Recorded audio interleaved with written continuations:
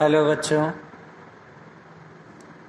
आज हम वीडियो के इस भाग में सर्वनाम को पढ़ेंगे।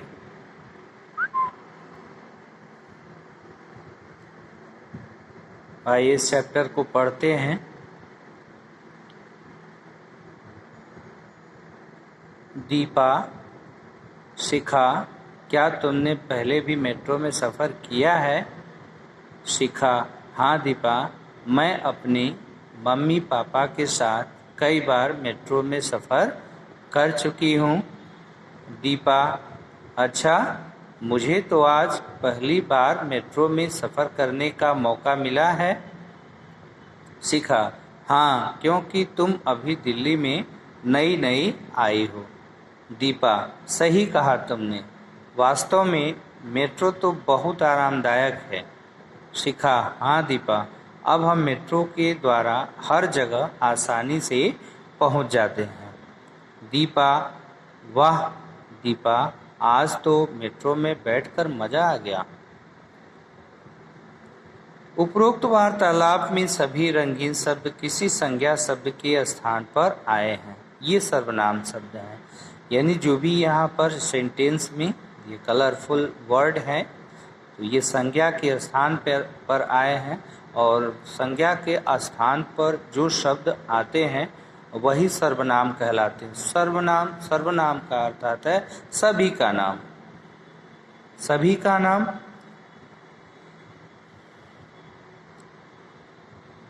तो ये सर्वनाम शब्द हैं, अर्थात हम ये कह सकते हैं कि जो शब्द संज्ञा के स्थान पर प्रयोग में लाए जाते हैं उन्हें सर्वनाम कहते हैं। सर्वनाम अर्थात सभी नामों के स्थान पर प्रयुक्त किए जाने वाले वे शब्द।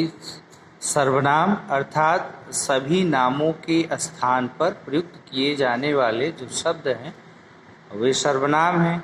सर्वनाम शब्दों के प्रयोग से संज्ञा शब्दों की पुनरावृत्ति नहीं होती और भाषा जो है वह सुंदर तथा प्रभावशाली हो जाती है। यानी संज्ञा की बार बार पुनरावृत्ति होने से भाषा जो है वह अशोभनीय हो जाती है, और वहीं पर जब हम संज्ञा के स्थान पर सर्वनाम शब्दों का प्रयोग करते हैं तो भाषा हमारी सुंदर तथा प्रभावशाली हो जाती है। कि कुछ सर्वनाम शब्द इस प्रकार हैं, यहाँ पे सर्वनाम शब्द दिए हुए हैं। मैं, तू, तुम, आप, यह, वह, ये, वे, हम, कुछ, कोई, कौन, कहाँ, जो, वो आदि। ये सारे शब्द क्या हैं? ये सर्वनाम है। सर्वनाम एक विकारी शब्द है। अब देखिए, विकारी शब्द है, विकारी का अर्थ क्या है? विकारी यानी इसमें परिवर्तन होता है। सर्वनाम शब्द हम विकारी अविकारी को पढ़ चुके हैं पिछली कक्षा में भी कि विकारी अविकारी क्या होते हैं। देखिए, जो शब्द लिंग वचन कर्ता आदि के कारण जिनमें परिवर्तन होता है वह विकारी शब्द हैं, और जिनमें किसी भी रूप में परिवर्तन नहीं होता यानी वह शब्द किसी भी स्थिति में नहीं बदलते वह अविकारी हैं। तो यहाँ पर सर्वनाम क्या है? सर्वनाम क्या है? एक विकारी शब्द है। संज्ञा की तरह लिंग वचन तथा कारक के कारण इसका रूप भी परिवर्तित हो जाता है। विकारी शब्द है। देखिए उदाहरण, मैं, हम, कोई, किन्हीं, वह, वे, यह, ये, तुम, तुम लोग। सर्वनाम के भेद कि अभी तो हमने जाना सर्वनाम को, अब सर्वनाम के भेद। सर्वनाम कितने प्रकार के होते हैं? तो सर्वनाम जो है वह 6 प्रकार के होते हैं। पहला जिसमें पुरुषवाचक, दूसरा संकेत या निश्चयवाचक सर्वनाम, तीसरा अनिश्चयवाचक सर्वनाम, चौथा प्रश्नवाचक सर्वनाम, पांचवा जो है वह निजवाचक सर्वनाम है, और छठा संबंधवाचक सर्वनाम। आइए हम देखते हैं सर्वनाम के इन भेदों को विस्तार से। इसमें पहला हमारा पुरुषवाचक सर्वनाम। तो पुरुषवाचक सर्वनाम क्या है भाई? पुरुषवाचक सर्वनाम जिन सर्वनामों का प्रयोग वक्ता अपने लिए, श्रोता के लिए या किसी अन्य व्यक्ति के लिए करता है उन्हें पुरुषवाचक सर्वनाम कहते हैं। पुरुषवाचक सर्वनाम कहते हैं। पुरुषवाचक यानी जिन शब्दों का प्रयोग वक्ता अपने लिए, श्रोता के लिए या अन्य के लिए करता है तो ये सारे शब्द क्या कहलाएंगे? पुरुषवाचक सर्वनाम कहलाएंगे। पुरुषवाचक सर्वनाम, पुरुषवाचक सर्वनाम में देखिए 3 इसके उपभेद हैं, उत्तम पुरुष, मध्यम पुरुष और अन्य पुरुष। तो आप अंग्रेजी में भी पढ़ते हैं first person, second person and third person. तो फर्स्ट पर्सन, फर्स्ट कौन होता है? जो वक्ता होता है, यानी जो अपनी बातों को कहता है। और सेकंड पर्सन कौन होता है? जो बातों को सुनता है, सुनने वाला जो होता है वह सेकंड पर्सन होता है। और थर्ड पर्सन यानी जिसके विषय में बात की जाती है, वक्ता जिसके विषय में बात करता है वह क्या है? वह थर्ड पर्सन है, यानी अन्य पुरुष है। आइए यहाँ देखते हैं उत्तम पुरुषवाचक सर्वनाम। पहला जो है जिसको आप फर्स्ट पर्सन जानते हैं, जिन सर्वनाम शब्दों का प्रयोग वक्ता अर्थात बोलने वाला व्यक्ति अपने लिए करता है उन्हें उत्तम पुरुषवाचक सर्वनाम कहते हैं। उदाहरण मैं, हम, तथा इनके आकार की रूप। देखिए उत्तम पुरुषवाचक सर्वनाम क्या क्या है? मैं, हम, ठीक है। तो ये है उत्तम पुरुषवाचक सर्वनाम। ये इन शब्दों का उपयोग वक्ता स्वयं के लिए करता है। देखिए मैं बड़ी होकर डॉक्टर बनना चाहती हूँ, हम आज फुटबॉल खेलेंगे, मुझे भी सिनेमा देखने जाना है, हमें सदा बड़ों का आदर करना चाहिए। तो मैं, हम, मुझे, हमें, ये क्या है? ये उत्तम पुरुषवाचक सर्वनाम है। मध्यम पुरुषवाचक सर्वनाम दूसरा जो है, जिस सर्वनाम का प्रयोग वक्ता श्रोता यानी सुनने वाले के लिए करता है उसे मध्यम पुरुषवाचक सर्वनाम कहते हैं। उदाहरण देखिए, तुम कहाँ जा रही हो? तूने अपना गृह कार्य कर लिया? तुमने यह पुस्तक पढ़ी है? आप इधर बैठिए। तो ये क्या है? ये मध्यम पुरुषवाचक सर्वनाम है। यह मध्यम पुरुषवाचक सर्वनाम है। विशेष क्या है इसमें? देखिए तू का प्रयोग अपने से छोटों के लिए, तुम का प्रयोग अपने बराबर वालों के लिए तथा आप का प्रयोग अपने से बड़ों के लिए किया जाता है। विशेष बातें आप हमेशा ध्यान में रखें कि जो है तू का प्रयोग हम अपने से छोटे के लिए करते हैं और तुम का प्रयोग हम बराबरी वालों के लिए करते हैं, और जो हमसे बड़े लोग हैं उनको हम आप का प्रयोग करते हैं उनके लिए। अब आइए देखते हैं तीसरा इसका अन्य पुरुषवाचक सर्वनाम। अन्य पुरुषवाचक सर्वनाम जिन सर्वनाम शब्दों का प्रयोग वक्ता सुनने वाले से भिन्न किसी अन्य व्यक्ति के लिए करता है, यानी जिसके विषय में वह चर्चा करता है उसके लिए जिन शब्दों का प्रयोग करता है वह जो है अन्य पुरुषवाचक सर्वनाम कहलाते हैं। उन्हें अन्य पुरुषवाचक सर्वनाम कहते हैं। उदाहरण यह, वह, ये, वे तथा इनके कार्य की रूप। देखिए उसे, उनसे, वे, ये क्या है? ये अन्य पुरुषवाचक सर्वनाम है। विशेष क्या है? देखिए इसमें वह का प्रयोग लड़का और लड़की दोनों के लिए होता है, ध्यान रखेंगे हमेशा। दूसरा है संकेतवाचक। संकेतवाचक या निश्चयवाचक सर्वनाम। जो सर्वनाम शब्द किसी निश्चित वस्तु या व्यक्ति की ओर संकेत करते हैं उन्हें निश्चयवाचक सर्वनाम कहते हैं। इसे कहीं कहीं संकेतवाचक सर्वनाम भी कहा जाता है। उदाहरण वह मेरा घर है, यह निश्चित है। वह जो है वह मेरा घर है। यह किसकी पेंसिल है? यह पेंसिल जो है यह किसकी है? वे हमारे परिचित नहीं हैं, इसने मेरी मदद की।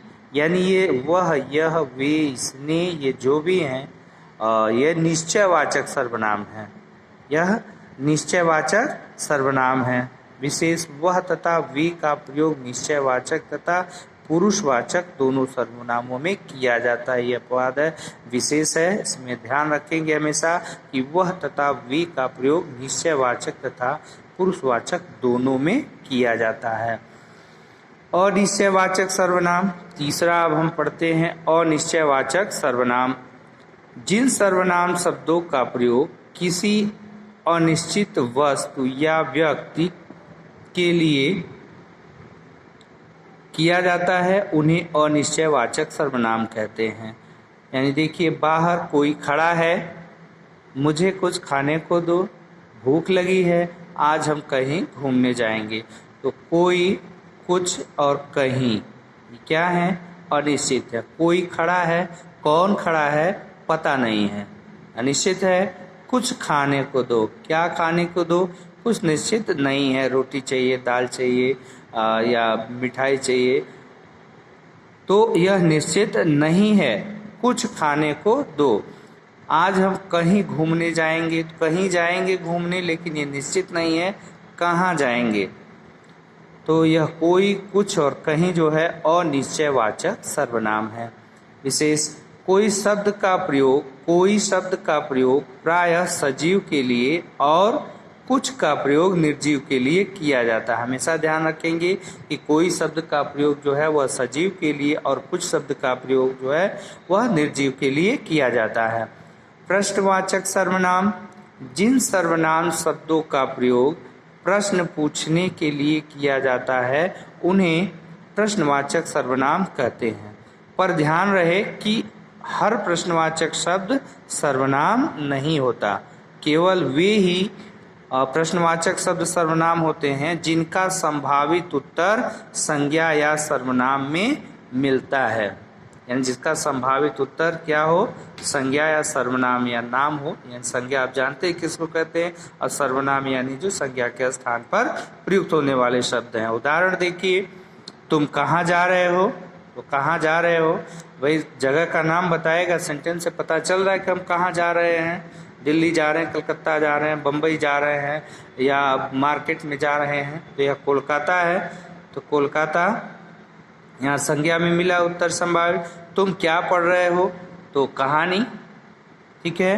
तुम्हारा नाम क्या है? ईशा, यानी संज्ञा में मिला, उत्तर संभावित जो है संज्ञा में मिला। यह गाड़ी किधर जाती है?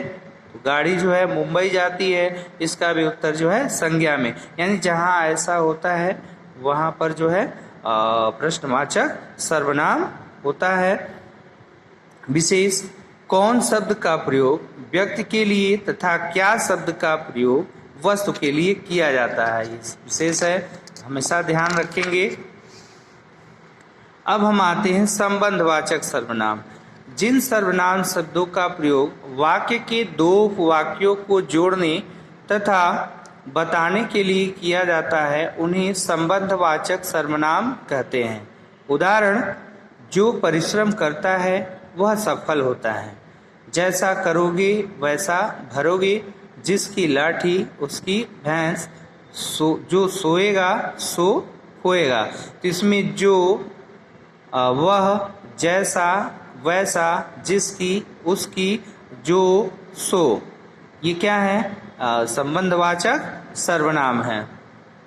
निजवाचक सर्वनाम, जिन सर्वनाम शब्दों का प्रयोग कर्ता अपने लिए करता है उन्हें निजवाचक सर्वनाम कहते हैं। उदाहरण, तुम अपना काम स्वयं किया करो, मैं खुद पढ़ लूँगा, मैं अपनी आप घर चला जाऊँगा, तुम अपने प्रश्न का उत्तर स्वयं ही दे रहे हो। तो ये अपना, खुद, अपने आप और स्वयं, ये सभी क्या हैं? ये निजवाचक सर्वनाम है। विशेष क्या है इसमें? ये सर्वनाम कर्ता के साथ अपनत्व अवश्य दिखाते हैं परंतु कर्ता का काम नहीं करते। सर्वनाम शब्दों की रूपावली। सर्वनाम शब्दों का रूप कैसा होता है? सर्वनाम शब्द विकारी होते हैं, वचन तथा कारक के अनुरूप इनमें कुछ परिवर्तन आ जाता है।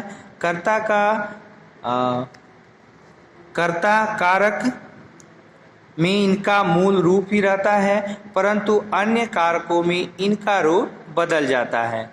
सर्वनाम शब्दों के विभिन्न कारकीय रूपों की तालिका यहाँ पर दी हुई है कि पुरुषवाचक सर्वनाम और संकेत या निश्चयवाचक सर्वनाम, पुरुषवाचक सर्वनाम, संकेत या निश्चयवाचक सर्वनाम, ये नहीं सारे जो ये शब्द हैं ये सर्वनाम है। इनकी तालिका दी हुई है, कौन से सर्वनाम है? ये पुरुषवाचक सर्वनाम है, फिर संकेत या निश्चयवाचक सर्वनाम है, उसके बाद अनिश्चयवाचक सर्वनाम है, और प्रश्नवाचक सर्वनाम और संबंधवाचक सर्वनाम। इन सारे सर्वनाम को आप जो है वो अच्छे से पढ़ लेंगे, समझ लेंगे। इसके बाद आइए देखिए, हम इस चैप्टर में हमने सीखा क्या। अब तक हमने क्या सीखा? तो हमने सीखा संज्ञा के स्थान पर प्रयोग में आने वाले शब्दों को ही हम सर्वनाम कहते हैं। और सर्वनाम के 6 भेद होते हैं। कौन कौन? पुरुषवाचक, संकेतवाचक, तीसरा अनिश्चयवाचक, चौथा प्रश्नवाचक, पांचवा संबंधवाचक, छठवां निजवाचक। सर्वनाम शब्द विकारी शब्द है। पहले ही हम लोगों ने पढ़ा है प्रारंभ में ही कि इसमें विकार उत्पन्न होता है या परिवर्तित होते हैं शब्द लिंग वचन कर्ता आदि के कारण इनका रूप बदलता है। यह विकारी शब्द है। परसर्ग जुड़ने से सर्वनाम का रूप बदलता है। परसर्ग जुड़ने से, परसर्ग का अर्थ आप समझ रहे होंगे। परसर्ग यानी हम जो कारक चिन्ह है उसको, कारक चिन्हों को हम विभक्त या परसर्ग जो है वो कहते हैं। तो उम्मीद है बच्चों आप लोग को ये समझ में आ जाएगा वीडियो देखने के बाद। तो सो स्टूडेंट, आज के वीडियो में बस इतना ही। आगे के भाग को लेकर के फिर हम उपस्थित होंगे, और तब तक के लिए टेक केयर, बाय बाय।